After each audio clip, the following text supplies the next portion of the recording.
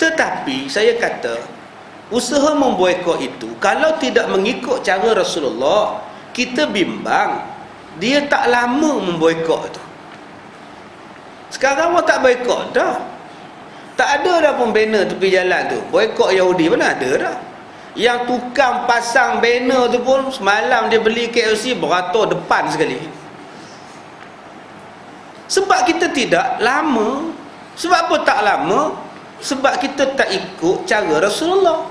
Kalau kita ikut cara Rasulullah, mesti lama, mesti hebat. Apa yang Rasulullah buat sebelum boikot Yahudi? Menyatu padukan umat Islam. Kita sekarang nak boikot Yahudi tapi tak menyatu padukan umat Islam. Bila nak berjaya? Boikot, sebelum boikot yang Rasulullah buat, satu padukan umat Islam. Sekarang umat Islam memperpecah belah macam mana? Itu maksud saya. Mesti tiru Nabi dalam memboikot, insya-Allah berjaya. Saya kata dah dalam kuliah yang lepas, kerajaan mesti ambil alih perniagaan Yahudi di Malaysia. Beli, suruh mereka balik. Ambil saham Tesco. Baru kita boleh cakap untuk memboikot. Ambil saham Carrefour. Atau sekurang-kurangnya beli Giant. Kalau tak mampu beli Tesco, beli Giant pun jadilah, walaupun dia raksasa. Ambil kaedah itu baru boleh cakap soal memboikot. Sekarang tidak, tuan-tuan. Sebab tu saya takut kita tak lama dalam proses memboikot. Itu maksud saya. Boikot mesti cara Rasulullah. Segala benda yang ikut cara Nabi mesti berjaya. Contohnya Salahuddin Al-Ayyubi. Kalau dia seorang menentang Israel, menentang Yahudi, tak menang Salahuddin. Tetapi dia buat bersama-sama dan menyatu padukan seluruh pemimpin Islam dalam perang salib. Akhirnya berjaya. Sehinggalah berlaku perang dunia yang pertama. 1909, 1911. Beratus tahun kerajaan Islam memerintah Palestin. Daripada tahun perang salib selesai, sampailah perang dunia yang pertama datang. Pada masa itu, pada tahun 1824 itu, sebelum 1897, minta maaf, 1897, Sultan Abdul Hamid, iaitu kerajaan Turki, Sultan kerajaan Osmaniyah, telah didatangi oleh wakil Yahudi daripada Jerman, memaksa supaya dibuka pintu sempadan dan tanah kepada orang Yahudi untuk orang Yahudi balik duduk di Palestin. 1897. Sultan Abdul Hamid berkata, sekaki pun tanah Palestin tidak akan kuberi kepada Yahudi. Kerana mengambil kata-kata daripada Sayyidina Umar Al-Khattab, jangan biar seorang Yahudi pun walaupun sekaki dapat tanah di Baitul Maqdis atau di Palestin. Sultan Abdul Hamid tidak bagi, tuan-tuan. Usaha nak masuk untuk ambil alih Palestin bermula sebelum kejatuhan kerajaan Islam Turki Uthmaniyah. Pemimpinnya Sultan Abdul Hamid. Siapa yang mula-mula datang? Orang Jerman. Paksa Sultan Abdul Hamid terima dia punya konsulat daripada Jerman, buka di Istanbul. Paksaan yang keduanya ialah buka negeri Palestin, kami nak balik. Pada masa itu, tuan-tuan, umat Yahudi di Palestin ada, bukan tak ada, ada, tapi tak ramai. Pada tahun 1914 itu jumlahnya cuma berjumlah 56,000 orang saja. Tetapi itulah denak yang paling awal untuk membentuk satu kerajaan haram Israel. Pada tahun berlakunya perang dunia pertama itu, kerajaan Turki nak dibuat pembaharuan daripada sudut persenjataan dan sebagainya. Rakyat Turki bantah. Konon-kononnya itu adalah meniru cara Yahudi, meniru cara Kristian.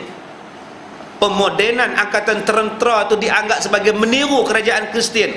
Maka berlakulah peperangan, perang sedara di antara orang Islam sendiri di Turki yang melemahkan kerajaan Uthmaniyah, hanya dengan alasan nak dimodernkan angkatan tentera. Ketika berlaku peperangan itulah Yahudi berjaya menyusup menyusup untuk masuk ke negara Palestin kerana berlakunya pergolakan sesama orang Islam di Istanbul, di Turki. Sehinggalah pada 1924 kerajaan Utsmaniyah secara resminya tumbang daripada kerajaan khilafah. Kerajaan yang bertunjangkan khalifah Islam ditukar kepada kerajaan sekela pada tahun 1924 di bawah pimpinan Mustafa Kamal Atatürk. Dan Yahudi buat secara resminya boleh masuk ke negara Palestin ialah apabila Mustafa Kamal berjaya menumbangkan kerajaan Islam dan dialah yang membenarkan Yahudi masuk ke dalam negara Islam Palestin. Pada tahun 1948, bila seluruh orang Yahudi daripada Eropah, Mustafa Kamal benarkan masuk ke Palestin, sehinggalah jumlahnya meningkat ratusan ribu orang. Dihalaunya, dibunuhnya umat Islam Palestin oleh orang-orang Yahudi. Diambilnya negara Islam Palestin secara kekerasan, bila jumlah mereka meningkat kepada 600,000 orang. Asalnya 56,000 je. Tetapi bila tumbang kerajaan Islam, Mustafa Kamal ambil, dia meningkat kepada lebih 500,000 orang pada tahun 1948. Daripada mana Yahudi ramai datang ni Ustaz?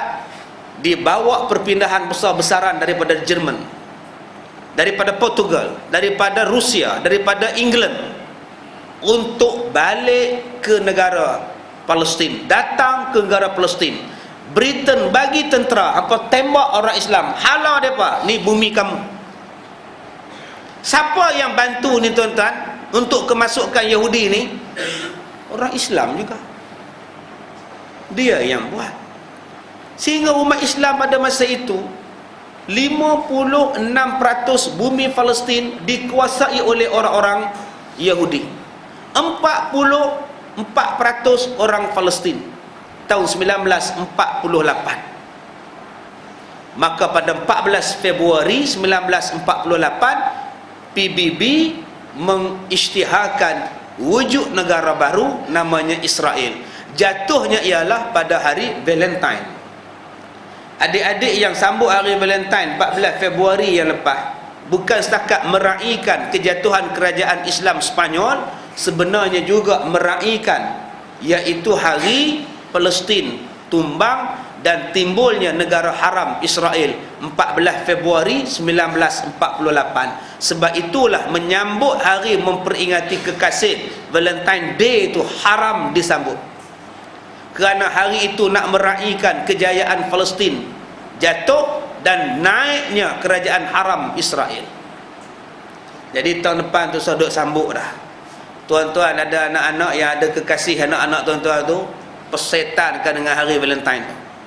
Tak payah nak bagi bunga, tak payah nak bagi kad, tak payah nak makan-makan, tak payah. Mana ada, ini hari nak memperingati kemenangan di Israel. Nak buat apa kamu sambut? Haram. Tak payahlah Valentine, nak nikah aja. Lepas tu Valentine apa lagi bini? Ini dah tua bangka Valentine lagi, ditangkap 52 tahun dengan pasangannya dalam bilik, dalam rumah sewa, dalam hotel, dengan alasan hari memperingati kekasih. Bulan Februari berzina, sempena hari kekasih. Tuan-tuan tunggu bulan 11, berselerak budak-budak kena buang tepi jalan. Anak-anak luar nikah akan terbit dengan banyaknya, bulan 11 akan datang. Hasil daripada kerosakan yang berlaku pada hari Valentine 14 Februari yang lepas. Yang ni yang kita bimbang tuan-tuan, Yahudi buat sungguh.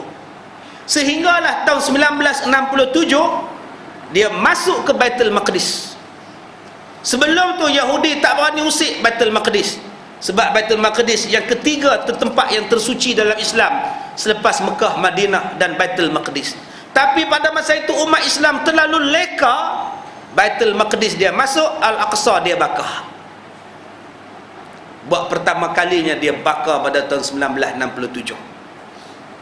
1968 berlaku peperangan akhirnya meningkat Yahudi daripada 56%, dia dapat 72% negeri Palestin dan 28% dapat dekat negara Palestin.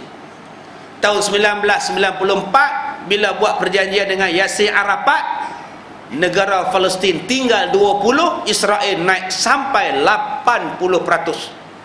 Sekarang 2009, tak berapa peratus lagi bumi Palestin dikuasai oleh orang Islam, yang lainnya semua dapat pada Yahudi. Tuan-tuan yang dirahmati Allah, ini tahun-tahun saya nak sebut pada tuan-tuan yang saya berbual dengan orang daripada sebuah negara jiran yang belajar beberapa lama di Israel. Dia kata, ustaz, yang pertama, ustaz, orang Yahudi dia cukup sinonim dengan angka 6. Kehidupan dia ialah 6. Apa benda nak buat pun 6. Kalau nak berperang pun 6 hari. Sebab tu ada peperangan 6 hari. Kunci je bang. Memang masuk ke depan, masuk ke sana tu. Dia nak dapat pahala lebih tu. Semalam kita baca 6. Angka 6 itu cukup dia minat.